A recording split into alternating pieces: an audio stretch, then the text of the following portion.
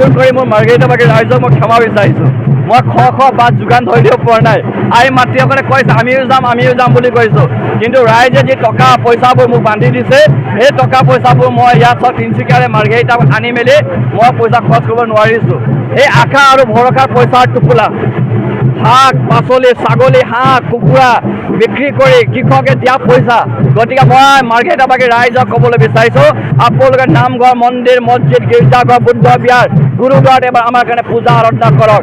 নিজৰ ঘৰৰ চোতালত এবাৰ আপোনালোকে বন্দি চকী জ্বলাই মেলি আপোনালোকৰ ঘৰৰ ৰাহুল চেত্ৰী জয়যুক্ত হ'বৰ কাৰণে নেদেখা জনলৈ প্ৰাৰ্থনা কৰক। গতিকে চাওক, মাৰ্ঘেৰিটা সমষ্টিৰ ইতিহাসে ভৰা। তাত ষ্টিলৱেল পথ আছে, য'ত সুভাষ চন্দ্ৰ বসুৰ ইতিহাস আছে, য'ত সৰস্বতী চুকাফাৰ ইতিহাস আছে, স্বৰ্গদেউ সৰস্বতী চুকাফাৰ ইতিহাসবোৰ আছে, য'ত পাটকাই পৰ্বতৰ ইতিহাস আছে, তিৰাপ নৈ আছে, দিহিং নৈ আছে, সেউজীয়া বনাঞ্চল আছে, সেউজীয়া চাহপাত আছে।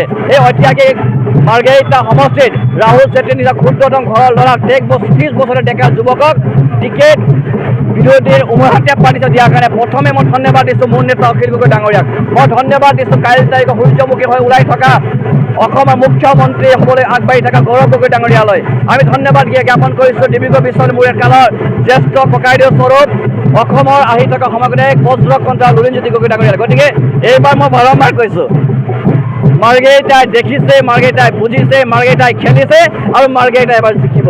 যদিহে আপুনি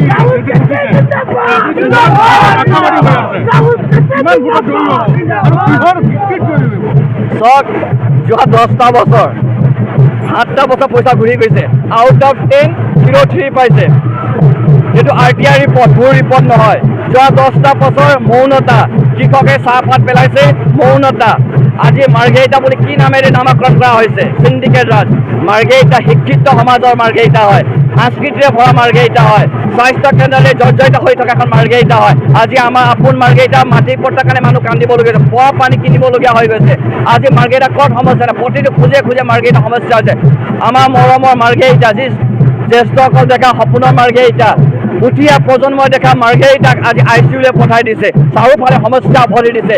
এই মাৰ্ঘেৰিটাক এইবাৰ জ্যেষ্ঠ হওক ডেকা হওক গাভৰুসকলে এইবাৰ ডক্তৰ হৈ ওলাই মেলি মাৰ্ঘেৰিটা সুস্থ কৰিব আৰু এই সুস্থ বাতাবৰণ চাই থাকক।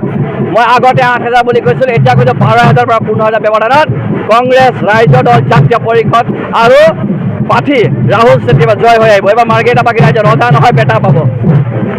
Any Times 24/7. Your news, your voice.